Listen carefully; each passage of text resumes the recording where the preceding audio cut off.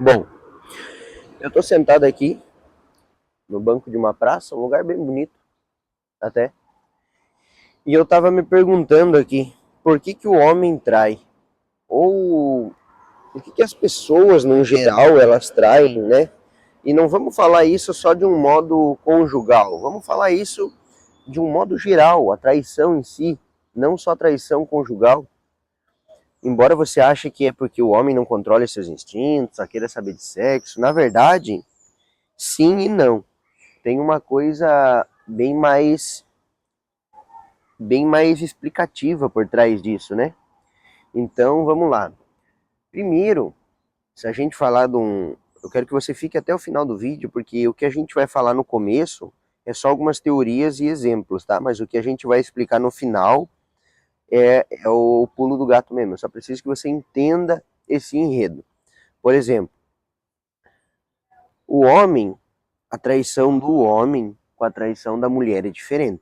Porque o homem, para ele trair, basta apenas ele sentir desejo. Já a mulher, ela precisa se entregar emocionalmente. Ela precisa ter um elo emocional. É claro que acontece, né? Mas a gente está falando de um geral, tá? Do normal.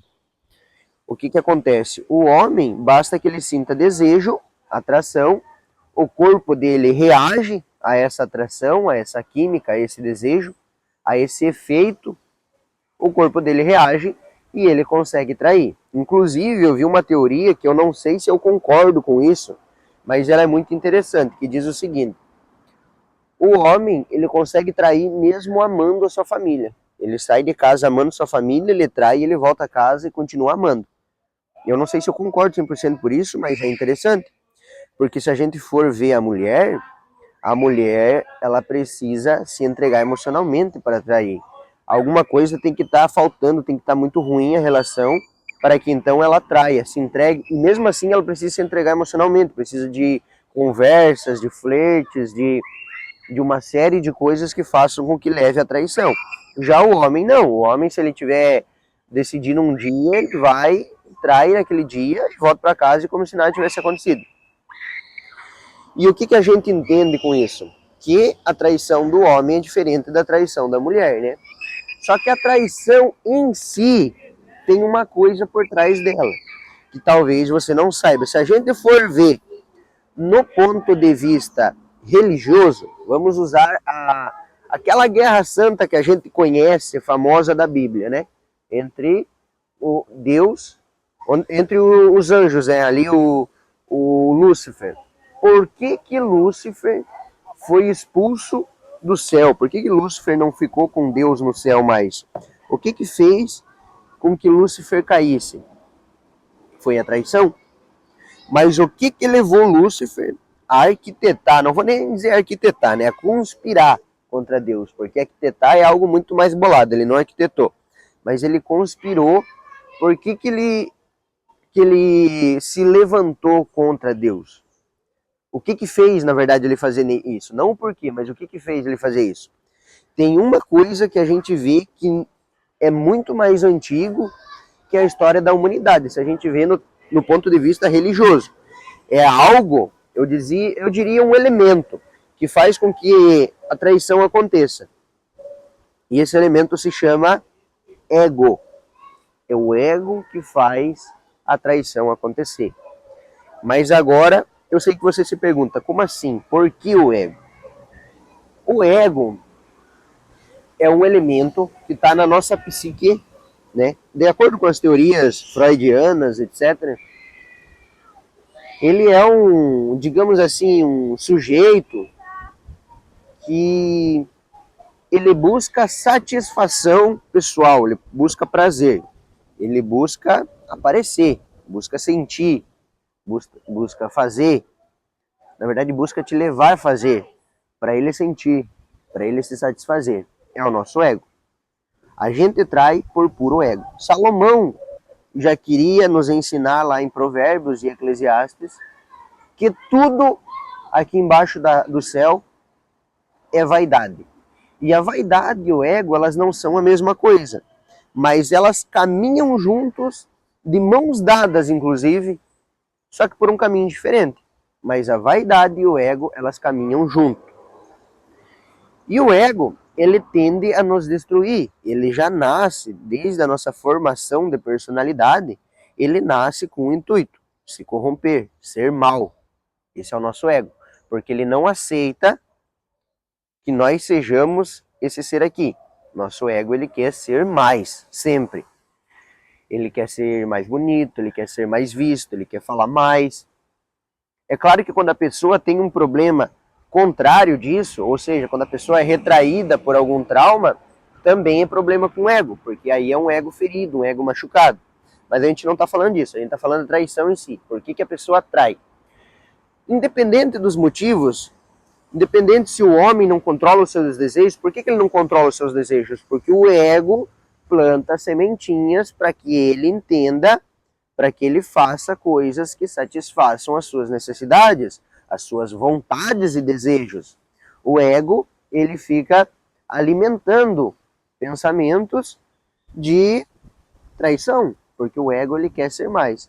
E às vezes a traição não precisa nem ser um contato físico, mas a traição às vezes está no ato de você, por exemplo, assim, um cara que quer entrar no meio social para aparecer, para algumas garotas, vamos dar esse exemplo, ele não precisa nem se relacionar com algumas garotas, mas só o fato dele ser comprometido e querer entrar ali para pura vaidade, é o ego tomando conta dele. É uma traição já. Ele já está deixando o pensamento da parceira dele, da família dele de lado, para entrar num outro meio, digamos assim. E é o ego agindo ali. O ego ele tende a ser sempre mal, ele tende a ser seu inimigo. Só que é claro que um ego bem trabalhado, eu defendo essa ideia de que um ego bem trabalhado, um ego trabalhado com autossugestão, PNL, ou você não precisa entender nada disso, você precisa se espiritualizar bem e entender que você tem um desejo maligno, uma vontade maligna dentro de você.